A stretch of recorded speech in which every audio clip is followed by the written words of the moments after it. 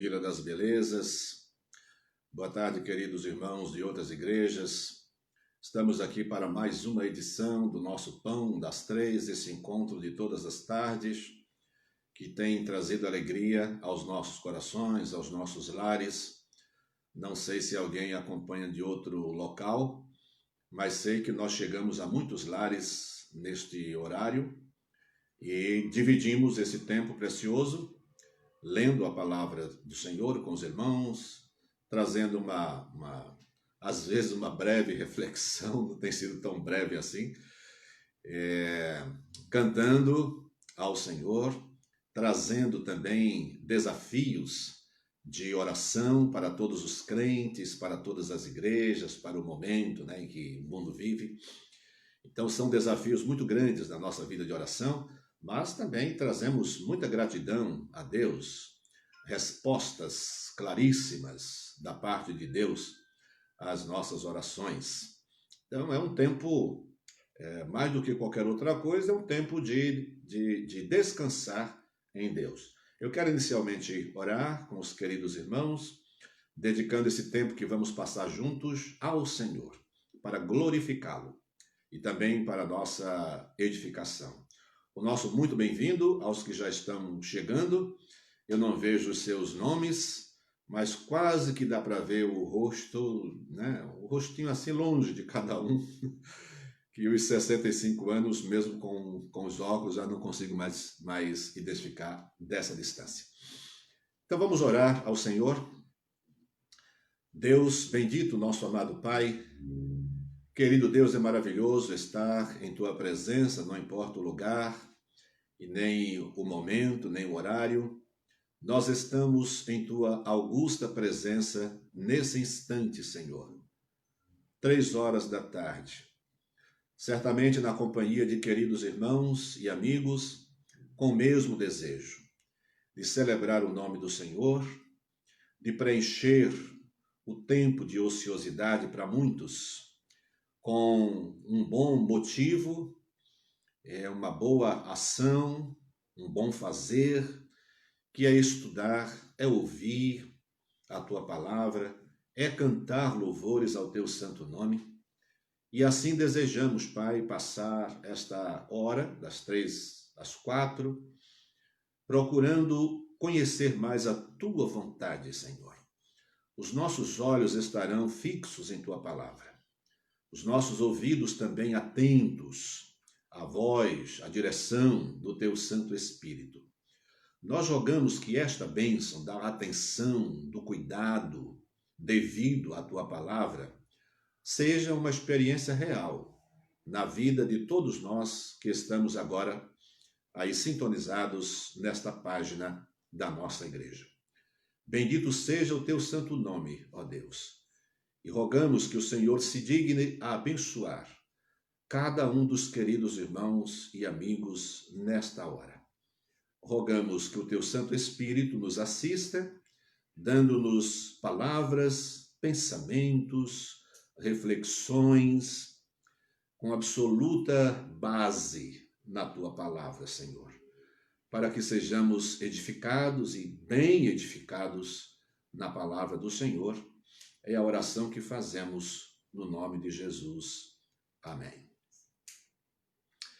Queridos irmãos, eu sei que muita gente nesse período reclama da vida, reclama da ociosidade, não sabe o que fazer, nós sabemos, né? Eu escolhi um cântico. Esse cântico é de Vencedores por Cristo, é um cântico antigo, então talvez muitos saibam. Mas ele não se tornou assim aquilo que o pessoal costuma chamar de cânticos, ou louvor nas igrejas. Mas ele tem como título Descansa os olhos no Senhor.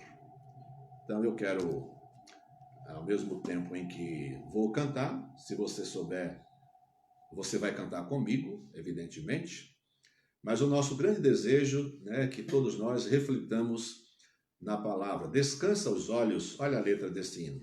Descansa os olhos no Senhor quando a angústia chegar. Descansa os olhos no Senhor, só dele o socorro virá. Não permitirá teus pés cheguem a tropeçar. pois te susterá, tua vida guardará, ele é teu Senhor, socorro presente está. Conhece?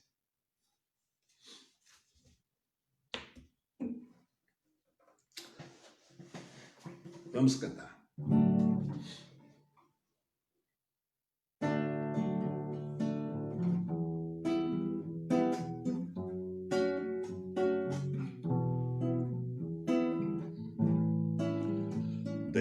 Descansa os olhos no Senhor, quando a angústia chegar. Descansa os olhos no Senhor, só dele o socorro virá, não permitirá teus pés cheguem a tropeçar, pois te susterá, tua vida guardará, ele é teu Senhor, socorro presente está.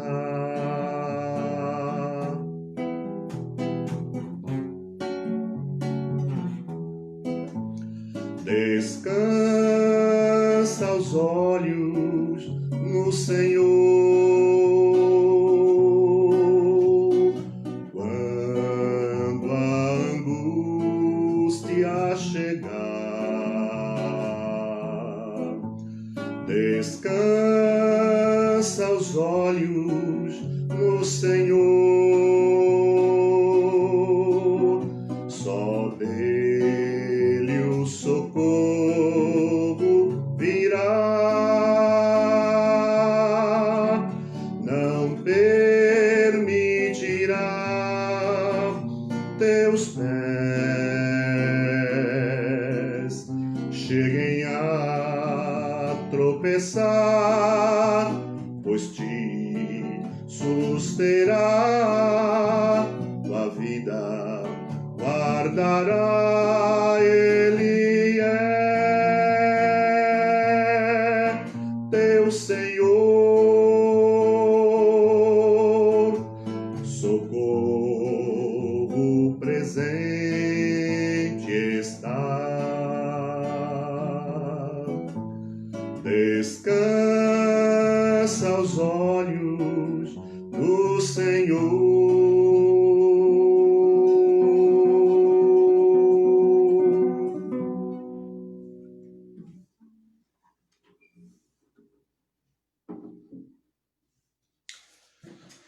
Pois é, um conselho muito bom que esse cântico nos traz, né? Descansar os nossos olhos no Senhor.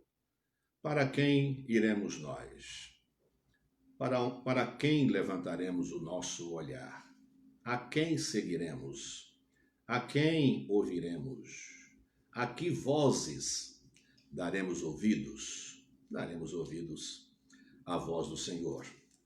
Olharemos para o Senhor. Bem, nós iniciamos algumas lives atrás, nós iniciamos um estudo, nem tínhamos a intenção de estudar o livro de Efésios, mas acabamos optando por esse caminho, pois pelo menos, né, você vai dizer que acompanhou algumas reflexões, não um estudo, né, profundo, mas acompanhou algumas reflexões leves, né, mas boas, da carta de Paulo aos Efésios. Nós estamos no capítulo 3, iniciando exatamente o capítulo 3. Eu vou dividir em duas partes. Vou ler até o verso 13. Por esta causa eu, Paulo, sou o prisioneiro de Jesus Cristo por vós, os gentios. Se é que tendes ouvido a dispensação da graça de Deus, que para convosco me foi dada. Como me foi este mistério manifestado pela revelação, como acima, em pouco, vos escrevi. Pelo que, quando ledes, podeis perceber a minha compreensão do mistério de Cristo, o qual noutros séculos não foi manifestado aos filhos dos homens, como agora tem sido revelado pelo Espírito aos seus santos apóstolos e profetas, a saber, que os gentios são co-herdeiros e de um mesmo corpo, e participantes da promessa em Cristo pelo Evangelho, do qual fui feito ministro pelo dom da graça de Deus, que me foi dado segundo a operação do seu poder. A mim, o mínimo de todos os santos, me foi dada esta graça de anunciar entre os gentios, por meio do Evangelho, as riquezas incompreensíveis de Cristo, e demonstrar a todos qual seja a dispensação do mistério que desde os séculos esteve oculto em Deus, que tudo criou, para que agora, pela Igreja, a multiforme sabedoria de Deus seja conhecida dos principados e potestades nos céus, segundo o eterno propósito que fez em Cristo Jesus, nosso Senhor, no qual temos ousadia e acesso com confiança pela nossa fé. Portanto, vos peço que não desfaleçais nas minhas tribulações por vós, que são a vossa glória. Amém.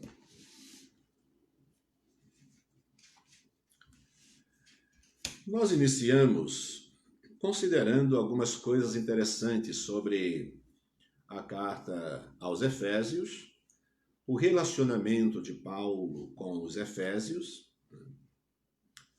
os capítulos 19 e 20 de Atos.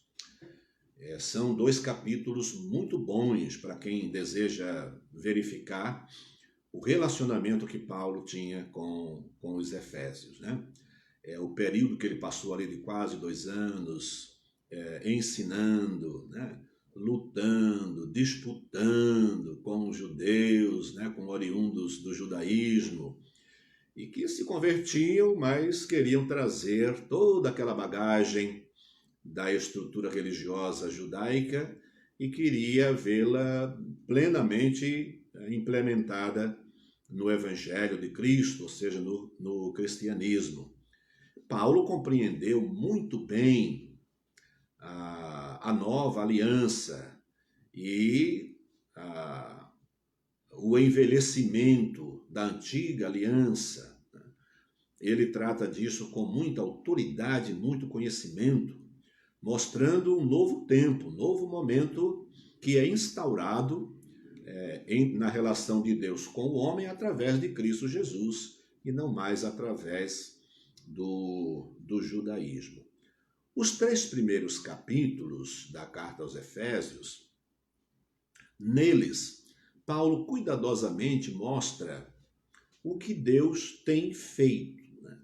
As ações de Deus para formar uma nova nação, uma nova família, que é a igreja, como Deus utilizou aqueles do judaísmo, né, que ao conhecerem o Evangelho se renderam ao Evangelho, se converteram, e também os gentios que, tendo ouvido o Evangelho, se converteram, como Deus promoveu a paz entre esses dois povos, que eram separados. Os judeus consideravam-se destinatários únicos e exclusivos da glória e da graça divina, né? Os céus eram herança exclusiva para os judeus no pensamento dos judeus. Deus, entretanto, já havia dado sinais, né? Já na antiga aliança, os profetas já sinalizavam a graça de Deus estendida aos gentios também. Mas os judeus nunca entenderam isso, na verdade. Então, Paulo, cuidadosamente, nos três capítulos, ele mostra as ações de Deus na formação desse novo povo, né, que é a igreja, formada pelos crentes oriundos do judaísmo e do mundo gentílico. Muito bem, então chegamos aqui no capítulo 3, que ainda Paulo cuida dessas coisas, mas hoje em especial ele trata exclusivamente são três papéis, três missões ou três grupos e a missão comum aos três. Então, nesses 10 primeiros versos, nós dividimos assim. Os versos de 1 a 7, Paulo fala da sua missão. Ele mostra como ele compreendeu isso. No verso 9, ele mostra o seu esforço para revelar o papel de cada crente no reino de Deus. E nos versos 10 e daí para frente, mais especificamente os versos 10 e 11, Paulo fala também, dentro desse mistério de Deus revelado, está o papel, a missão da igreja, né? Nesse contexto em que Paulo está ensinando. Então, qual é a missão de Paulo? A gente volta a repetir a leitura agora com algumas considerações, né? O que é que temos aqui? Por esta causa, eu, Paulo, sou o prisioneiro de Jesus Cristo por vós, os gentios. Se o nosso relacionamento com Cristo Jesus fosse pelo menos próximo desse relacionamento de Paulo. Paulo, ele é literalmente, né, um preso, ele está preso quando ele escreve essa carta. Mas ele diz, por esta causa sou prisioneiro de Jesus Cristo por vós, os gentios. A missão gentílica de Paulo era tão importante que, em defesa dela, dada a sua, eu vou chamar de agressividade, a sua ousadia, a sua impetuosidade evangelística, Paulo foi preso. Então ele era considerado um baderneiro, né? Onde ele chegava, então acusavam-no de bagunça, de barulho, né? Então era a ousadia missionária de Paulo, a consciência extraordinária que tinha da sua missão, de arrancar, né, com a graça e o poder de Deus, os gentios das garras de Satanás, das prisões satânicas e trazê-los para a liberdade do Evangelho em Cristo Jesus. Ao mesmo tempo em que ele pregava a graça aos gentios, ele pregava também a graça aos judeus, em substituição, né? A graça é a nova aliança, substituindo a antiga aliança. Então, judeus, né, extremamente afeitos ao judaísmo, e gentílicos que não conheciam a graça divina, esses dois povos, né, é uma espécie de um antagonismo, né, vai se unir no mesmo ideal, deixando para trás todos os... a gente pode chamar de preconceitos, né? Porque preconceito é um conceito que se tem anteriormente, né? Ideias preconcebidas, ou da existência de Deus, ou da inexistência, talvez muitos gentílicos assim, ou da existência de Deus e de um relacionamento com Deus, mas com base na antiga aliança. Então, os gentios vêm dessa forma e os judeus vêm dessa forma, e eles têm que deixar uma bagagem enorme do lado de fora para se constituírem em uma nova nação, um novo povo, que nem é judeu e nem é gentio, mas esse povo vai ser chamado de família de Deus, que, na verdade, a Bíblia toda nos dá indício disso, que é a igreja, a gloriosa igreja de Cristo Jesus. Então, quiséramos nós, quem sabe, tivéssemos uma consciência missionária, ministerial, tão intensa como a de Paulo, que chegássemos a nos considerar, estando ou não atrás das grades ou preso, né? Nós pudéssemos dizer, sou prisioneiro de Jesus Cristo. Porque ninguém precisa estar numa cadeia para ser prisioneiro de Cristo, né? Essa linguagem era uma linguagem real, na situação de Paulo, era de fato, ele estava preso, mas ela também, simbolicamente, figuradamente, significava que Paulo estava preso, completamente comprometido com seu ministério, e de desenvolver o seu ministério com uma seriedade tão absoluta que nada nesse mundo o prenderia, nada nesse mundo o afastaria da sua missão. Por esta causa eu sou prisioneiro de Jesus Cristo por vós os gentios, se é que tendes ouvido a dispensação da graça de Deus, como me foi este ministério manifestado pela revelação, como acima, como lá atrás ele falou.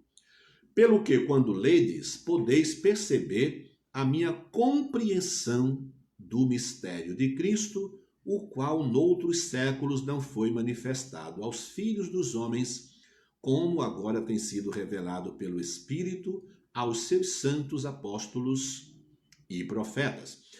É impressionante, a gente não consegue ler essa parte inicial aqui do capítulo 3, sem lembrar da carta que Paulo escreveu aos Colossenses, né? Uma carta extremamente cristológica. Essa carta, talvez ela seja considerada mais uma carta para nos orientar sobre a igreja. É claro que ninguém pode conhecer plenamente a igreja sem conhecer Cristo. Conhecer a igreja é conhecer Cristo. Conhecer Cristo é conhecer a igreja. Essa compreensão, né, me leva a estar sempre dizendo que não entendo como é que uma pessoa diz que ama a Cristo e não quer saber de igreja. É impossível amar ao Cristo bíblico sem amar a igreja também bíblica. Agora, se a pessoa criou a partir das informações que recebeu, sem a iluminação do Espírito Santo, e dessas informações acabou criando a imagem, o conceito de um outro Jesus Cristo, que não é o apresentado na Bíblia, aí tudo bem. Essa pessoa pode amar esse suposto Cristo, que a sua imaginação criou, e não gostar da igreja. Mas quem conhece o Cristo bíblico, sem dúvida nenhuma vai amar a igreja também bíblica. Porque Cristo e a igreja se unem indissoluvelmente. A igreja é o corpo de Cristo. E, na verdade, como diz o teólogo Richard Sturz, a igreja é Cristo. Onde quer que Cristo queira desenvolver o seu trabalho, hoje em qualquer parte do mundo, ele o fará através da igreja. A presença da igreja séria, com um trabalho sério, é de fato a presença de Cristo Jesus. Mas então há outros detalhes, mas eu vou passar para o versículo 9. Então Paulo compreende e desenvolve aqui a sua missão. Ele está consciente de que os tesouros insondáveis que estavam ocultos lhes foram revelados para que ele, com autoridade, pudesse anunciar isto, ensinar isto, ministrar isto a judeus e gentios. Então ele acaba sendo o porta-voz de um mistério extraordinário envolvendo um tesouro incalculável que é Cristo Jesus, a sua graça, a sua gloriosa igreja e etc. Eu acho muito interessante Deus ter escolhido Paulo para fazer isso, porque ninguém conhecia tão bem a estrutura judaica, o judaísmo, o farisaísmo, como Paulo.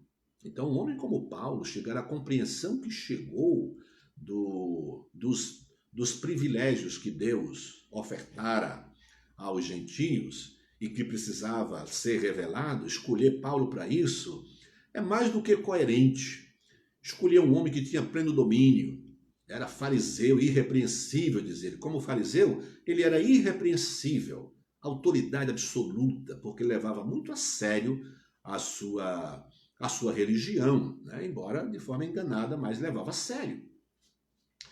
No verso 9, que nós vamos ler, Paulo diz assim, no verso 9, e demonstrar a todos qual seja a dispensação do mistério que desde os séculos esteve oculto e que Deus criou.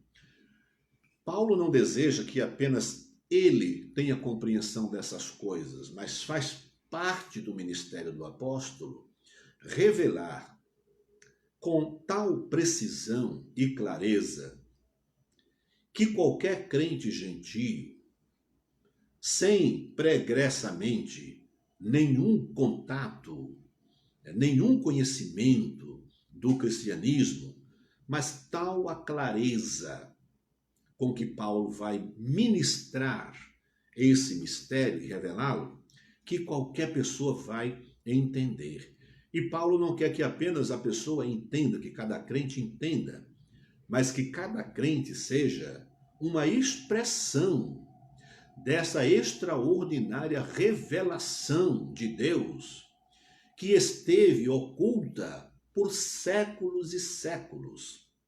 Paulo as revela com tal precisão, porque dentro do seu objetivo ao trazer essas revelações, ele deseja, porque tem consciência de que o mistério de levar isso adiante é de cada crente.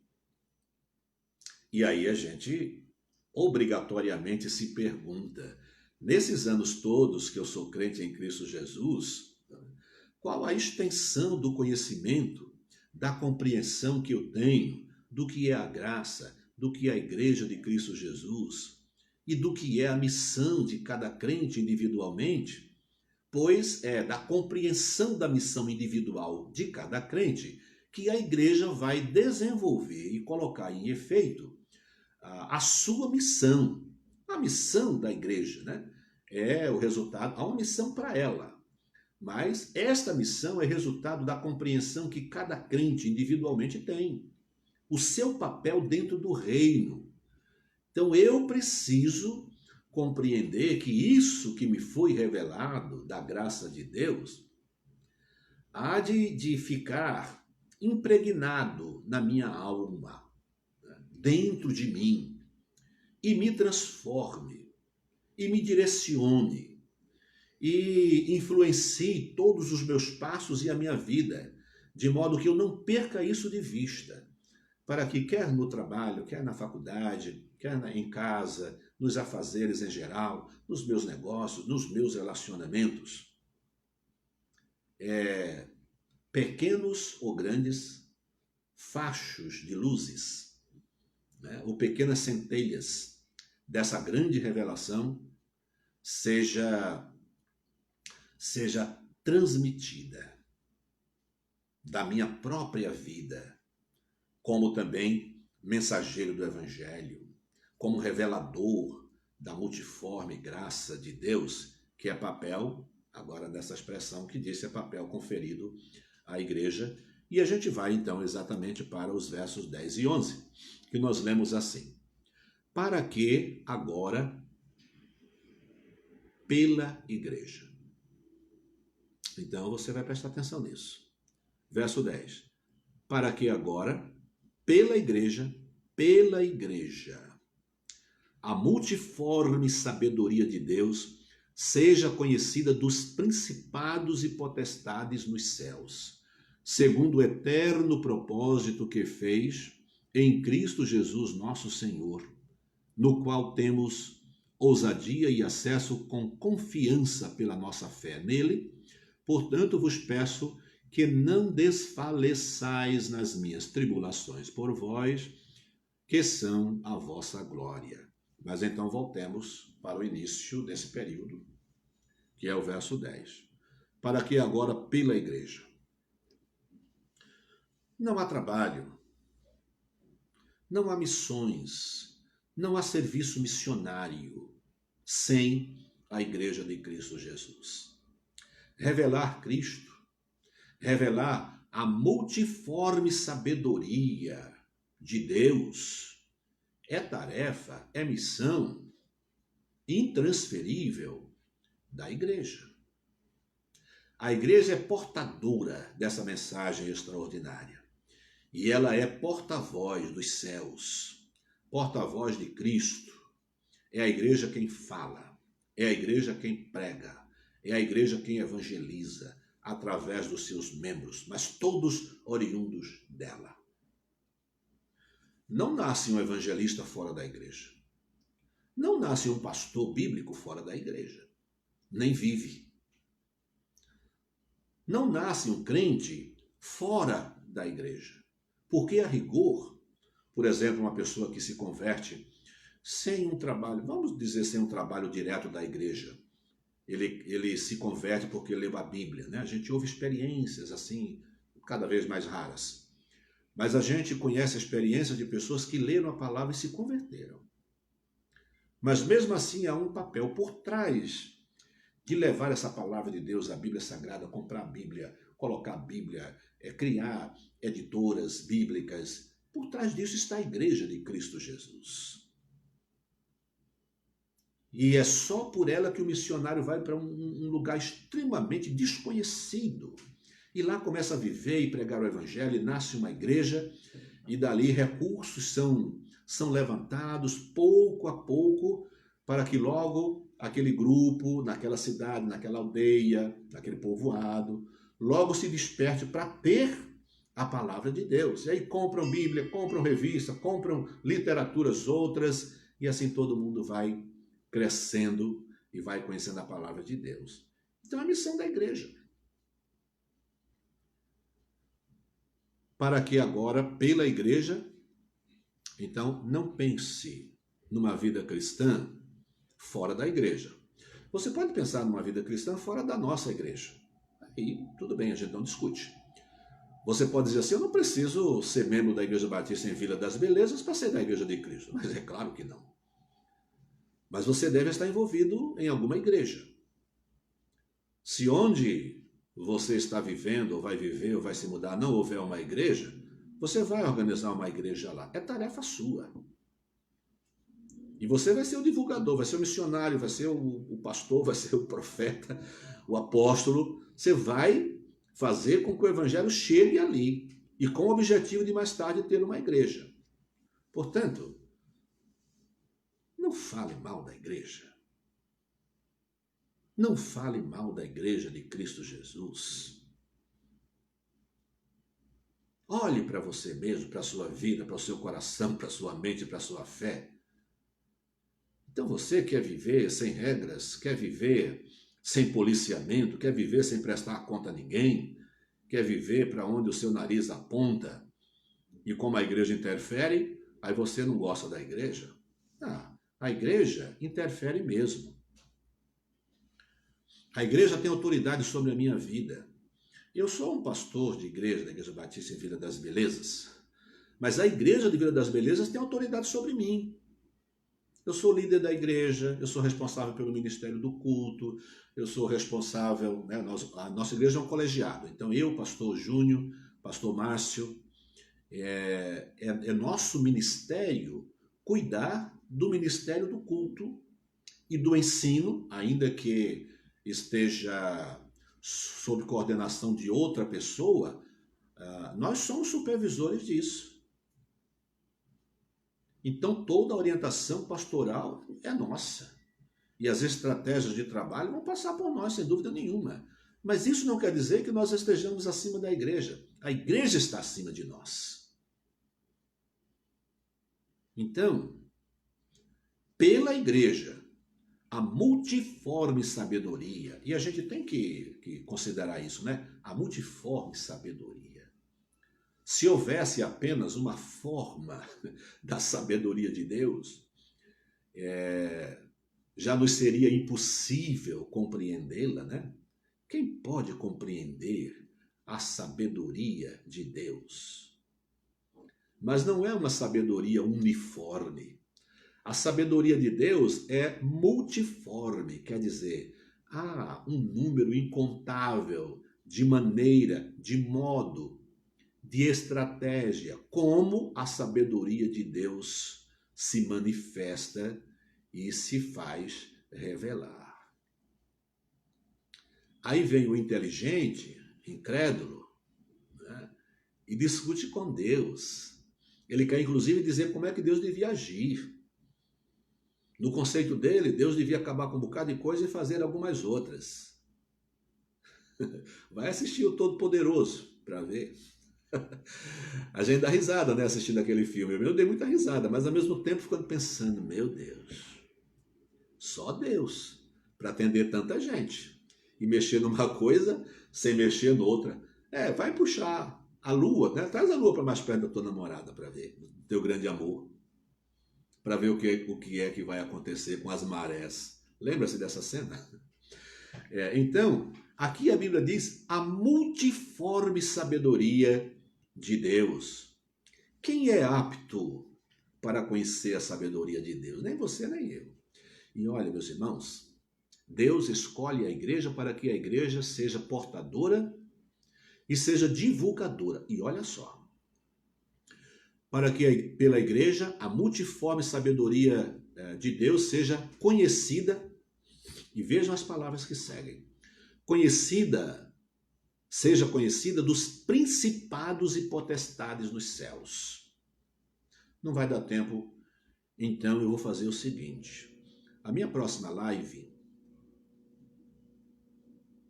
acho que é sábado, amanhã é o pastor Júnior. Amanhã não. Amanhã é quarta-feira, não temos live. Quinta-feira é o pastor Júnior. Sexta-feira é o pastor Márcio. E no sábado eu volto. A minha live no sábado vai ser sobre essa expressão: principados e potestades nos céus. Aqui em Efésios, a expressão é principados e potestades nos céus. Mas aparece às vezes a expressão apenas principados e potestades. Então, a minha próxima live, sábado, vai ser exatamente sobre principados e potestades. E quero concluir dizendo assim, Deus decidiu que é pela igreja dele que a sua multiforme sabedoria há de ser conhecida dos principados e potestades. Quer dizer, tudo que Deus revelou, que estava revelado, escondido, guardado, e que através do apóstolo Paulo, Deus traz ao conhecimento essas revelações, Deus tem o propósito de usar a igreja para mostrar a isso que a Bíblia chama de principados e potestades, esse grupo específico aqui, que pode ser algumas possibilidades, né, de interpretação, não só de interpretação, é que ora se refere a um grupo, ora se refere a outro. Então, acho que merece uma live só sobre essa expressão. Deus quer revelar aos principados e potestades a sua multiforme sabedoria e ele quer fazê-lo através daquilo que muita gente tem desprezado hoje, que é a igreja de Cristo Jesus. É preciso não conhecer a Bíblia. É preciso não ler a Bíblia ao lado do seu autor. Eu já falei sobre isso aqui numa live, né?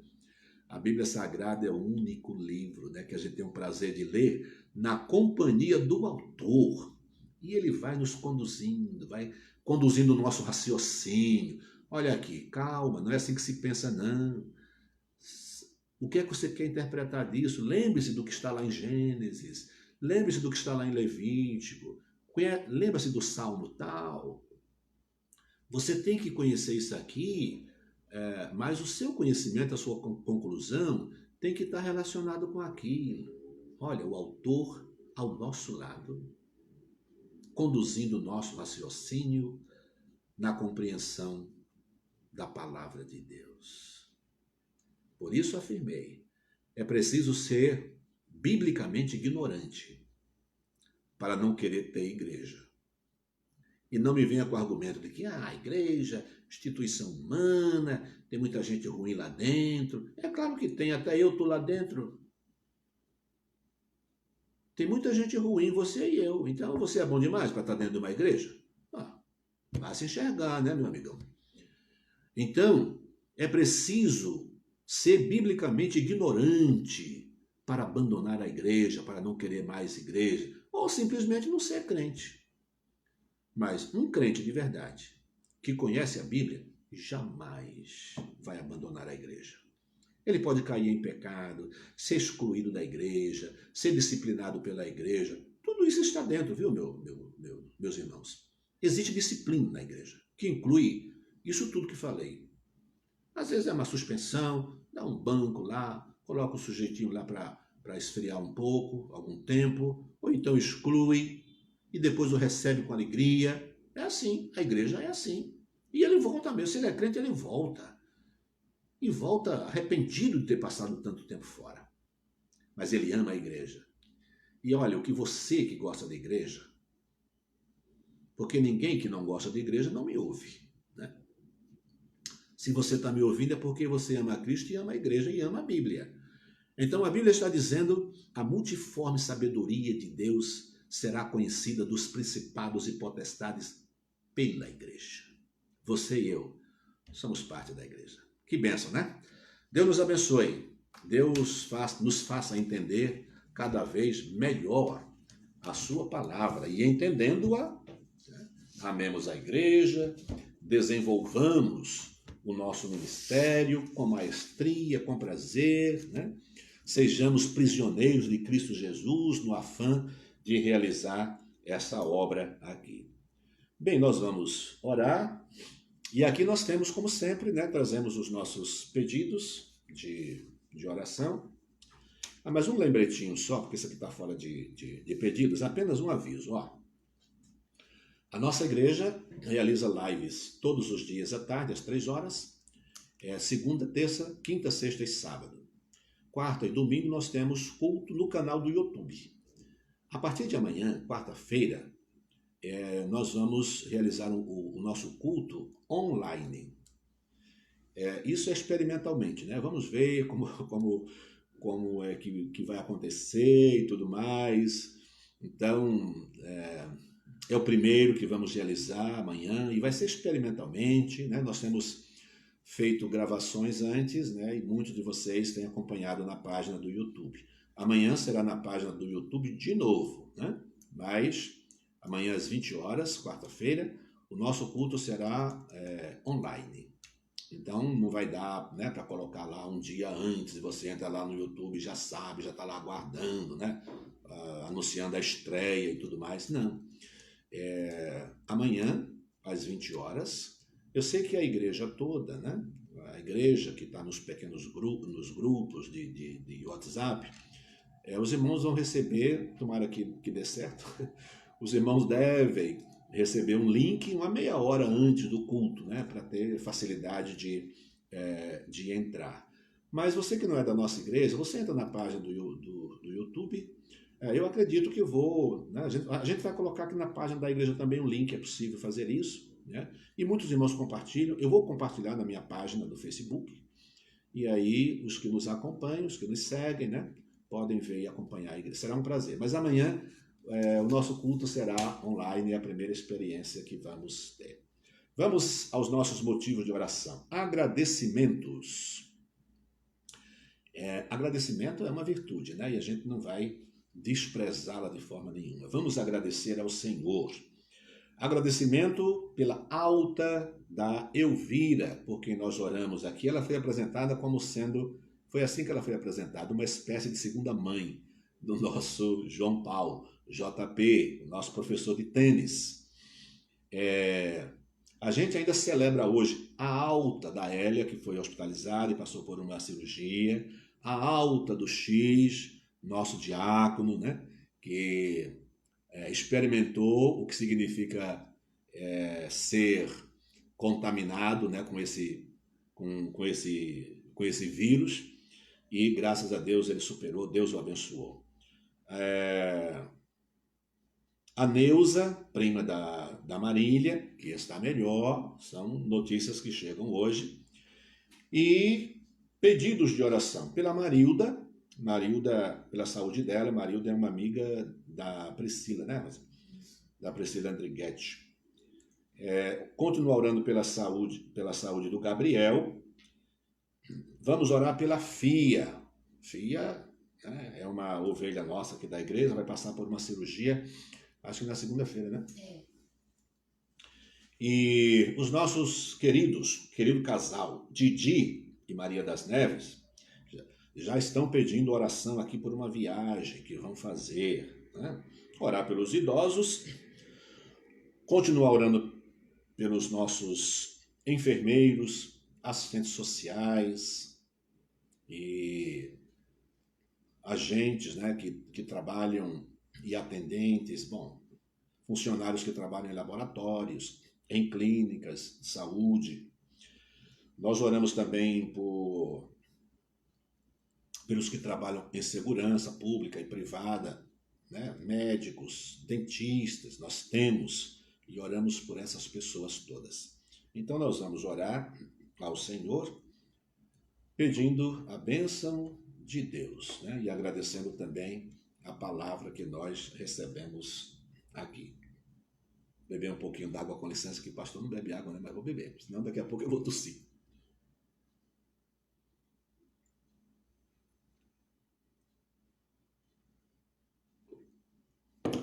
Meus irmãos, nós vamos orar ao Senhor, agradecendo a oportunidade de estudar a palavra juntos e colocar esses irmãos aqui em oração. Vamos orar juntos?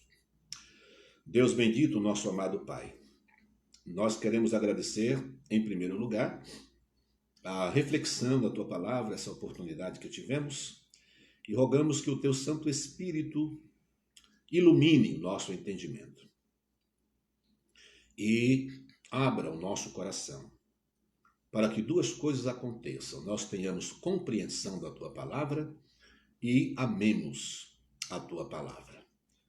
Agradecemos o privilégio de nos relacionar, mesmo virtualmente, com tantos irmãos e amigos e parentes. Obrigado, Pai. Peço a Tua bênção sobre todos eles. Abençoa-os, Senhor. Faça com que a palavra hoje frutifique e ela desperte em nós o amor para com o Teu reino, para com a igreja do Senhor e o nosso papel no mundo como membros, como parte da Igreja de Cristo Jesus. Oramos agradecidos, Senhor, pela vida da Elvira, da Hélia, do X, da Neuza, pessoas a quem o Senhor tem abençoado, restaurado, dirimindo o sofrimento, o perigo. Muito obrigado por Tua boa mão, que alcança os que estão perto e os que estão longe também, como o Senhor já disse que o seu braço não está encurtado. Continuamos pedindo, Senhor, por esses irmãos, uma bênção de saúde para a Marilda, para o Gabriel. Pedimos que o Senhor abençoe e conduza a cirurgia da nossa irmã Fia. Abençoa também a viagem do Didi, da Maria das Neves. Pai querido, abençoa os idosos, esse grupo que no momento em que vivemos, considerado grupo de risco e que está mais isolado em casa. Que a Tua presença, Senhor, seja uma fonte de alegria na vida dos nossos idosos. Abençoa, querido Deus, os enfermeiros, abençoa os assistentes sociais, abençoa os médicos, abençoa os dentistas, abençoa os que trabalham em laboratório, abençoa, Senhor, os que trabalham em segurança pública, privada. Abençoa, Pai, todos aqueles que, em função de realizar um trabalho essencial, se expõem ao contágio desse vírus. Nós Te louvamos, Pai, porque o Teu poder é infinitamente grande. Nós estamos lidando com isso com calma, com paciência, com tranquilidade, sabendo que o Senhor conduz absolutamente tudo. Tudo tem começo, meio e fim dentro do Teu calendário e da Tua agenda. Bendito seja o Teu santo nome. Pai querido, dá-nos uma continuidade de tarde na tua presença, que haja paz em cada casa ou em cada lugar onde os nossos irmãos e amigos estão acompanhando e participando de nossa live. Entregamos-nos em tuas mãos para a nossa própria alegria, para a tua glória e glória da tua bendita igreja, que cumpra o seu papel de proclamar, revelar a multiforme sabedoria do Senhor. Nós te pedimos estas bênçãos em nome de Jesus. Amém. Quero encerrar cantando o hino 580 do nosso cantor cristão, que é uma oração, né? Nós vamos cantar Vivifica a tua igreja. Vivifica a tua igreja, Senhor, né? Conhecido. Cantemos. Vivifica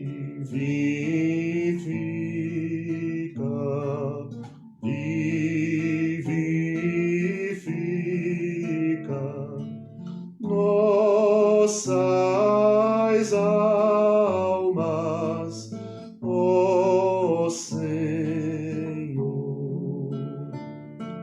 sem tua graça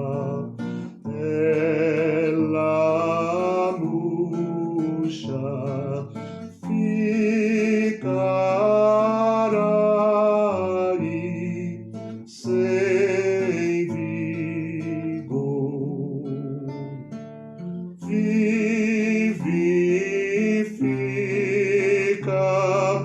vivifica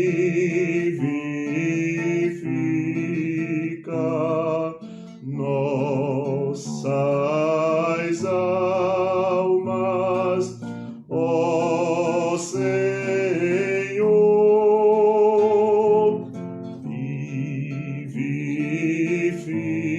Vivifica, vivifica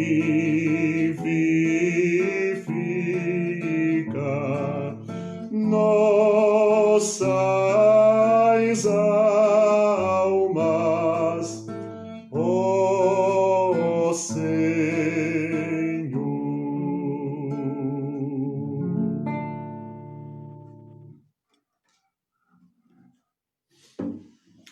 Meus queridos irmãos, amigos, parentes, um grande abraço virtual. Deus abençoe a todos. Tá? Deus abençoe a sua família, a sua vida, o seu lar e os seus planos e as suas dificuldades também. Deus abençoe. Um grande abraço.